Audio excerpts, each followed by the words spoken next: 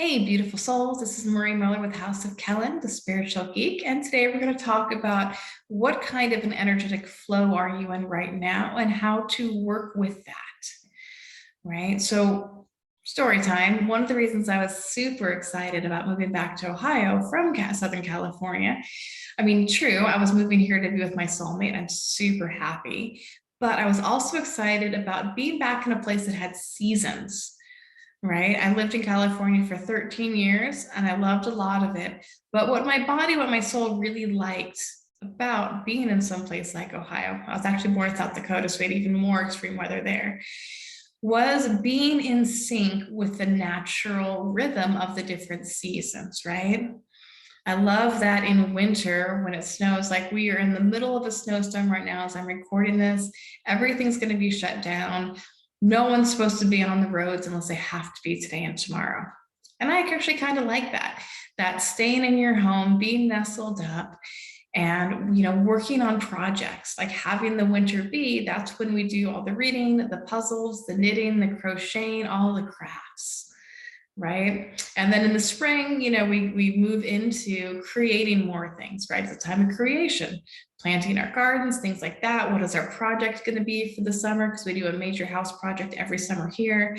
I think, yeah, last year was the fire pit. Year before was we did the whole back deck, right?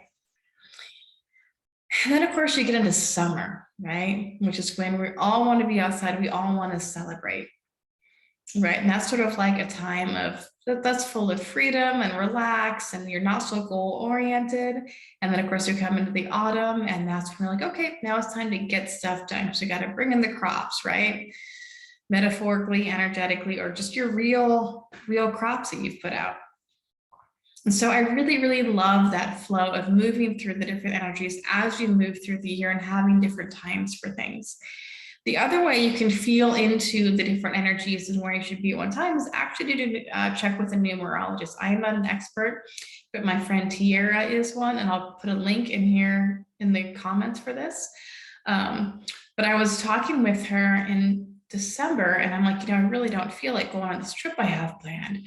And she's like, oh yeah, well, you're in a 7. I'm like, what? And apparently when you're in certain years, like your body doesn't want to move as much as other times.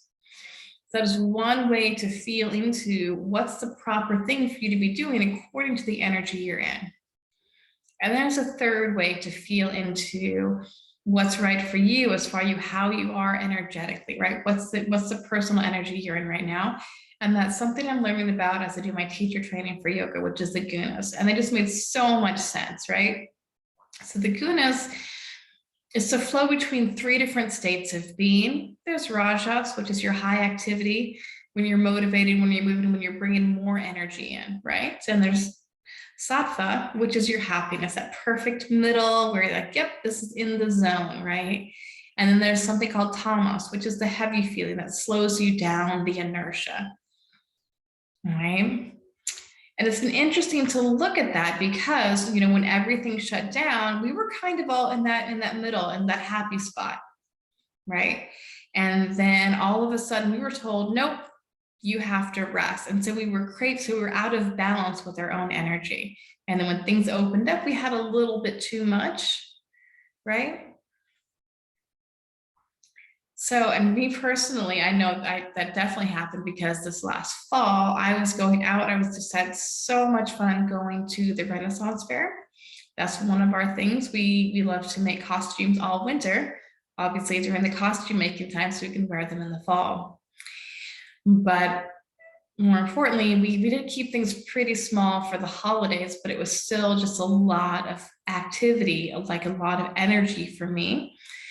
And so in order to balance things out, I had to really, really slow down this January, really bring in more of that tamas, really bring in more rest, more inertia. And once I'd rested just enough, all of a sudden, I had another spurt of happiness, right? And I was suddenly in a creative flow. So as we are in our happiness journey, you can also look into that perspective. Is my unhappiness, is this little voice that's saying something's not exactly right? Is it because you're out of sync of the flow of you? right? Are you upset because you have more activity in your life that is really what's necessary for this moment for you, right? Do you need to bring more inertia in? Or have you had too much inertia? Have you been sitting still for too long and you need to bring more of that movement back into your life, right? So your assignment is going to be just to write down, like, where are you now, right? What energy are you in? Are you in a creative energy, right? Are you moving a lot? Are you more like pulled in? Or you can go with the goodness. Like, are you in a state where you feel like there's too much activity for you or not enough? So just journal about like what energy state you think you're in. And what do you think you should do to shift out of that, right? Do you need more activity? Do you need less activity? And that was one of the things that I found to be kind of tricky about being in California. It's like I felt that there was my body felt there's a natural flow of how much activity you have during different seasons. So it kind of, I remember living in San Francisco and like people were going out 4 nights a week in January. I'm like, but this is the time to rest. Of course, that's just me. That's my personal time to rest. For other people, it's very, very natural for them to be active, and maybe they're more lazy in the summer. We're all very different people.